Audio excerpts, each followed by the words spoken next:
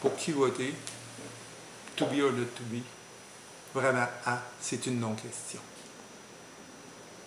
Il faut commencer par se dire, pourquoi voterais-je? Qu'est-ce que j'aime dans moi qui ferait que j'aurais assez confiance en ces gens-là pour prolonger mon désir humain en votant pour eux? C'est quoi nos besoins? Si vous ne le savez pas, je vais vous les dire. Le premier besoin, c'est la gratuité de l'accès à l'éducation, que ce soit primaire, secondaire, tertiaire, universitaire. C'est un prérequis pour enrichir notre communauté. Le deuxième prérequis, c'est la gratuité de tous les soins de santé. Là encore, il faut prendre soin de nos confrères et de nos consoeurs, s'assurer qu'elles puissent bien fonctionner au meilleur des capacités de notre société.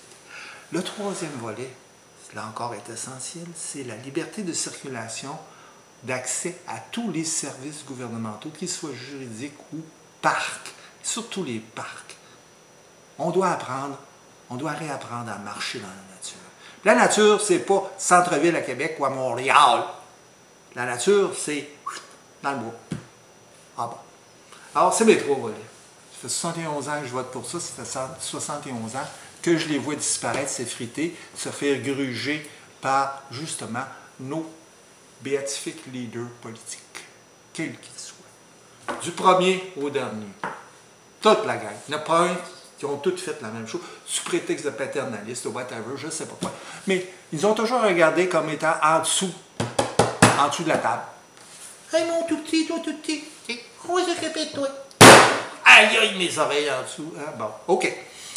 Alors aujourd'hui, on me dit le 4, tu dois voter. Là, je regarde ça, tout ce que je vois, c'est un frisé qui rêve au plan Nord. Puis je vois une blonde platine qui patine depuis 30 ans autour du miroir de l'indépendance. Suis-je belle au miroir? Miroir, miroir. Là, je le regarde. Ça fait 30 ans que ça marche, ta cochonnerie. J'en ai ma claque. Puis là, je vois plus loin. Là, je vois des ficelles, parce qu'ils se répètent tout le temps. Là, je regarde les ficelles, ils disparaissent dans le ciel bleu. Dieu? Non, c'est pas Dieu. C'est bien plus simple que ça, c'est bien plus niaiseux. C'est l'argent. Tout ce qu'ils font, c'est comme des banquiers, ils sont là en l'air, puis ils nous font des promesses, puis ils récoltent l'argent. Tout l'argent qu'on pourrait faire, ils récoltent de plus en plus, etc., à tel point qu'on est rendu locataire chez soi. On ne s'appartient plus. Puis ces messieurs, ces mesdames, là, toutes ces magnifiques équipes-là, eux autres, ils vont avoir leur cote. Ils ne sont pas intéressés à d'autres choses que leur cote sur le plan Nord, leur cote sur ci, leur cote sur ça. Et puis à la fin de leur mandat, ils vont avoir un beau poste bien installé à quelque part pour roter, chier et vieillir dans les anses de l'argent qui les a pourris jusqu'à l'os. Et aujourd'hui, vous me parlez du Québec et vous voudriez que je sois fier de vous, messieurs, mesdames. J'ai honte. J'ai honte. Terriblement honte. Puis je le dis avec tristesse. Alors,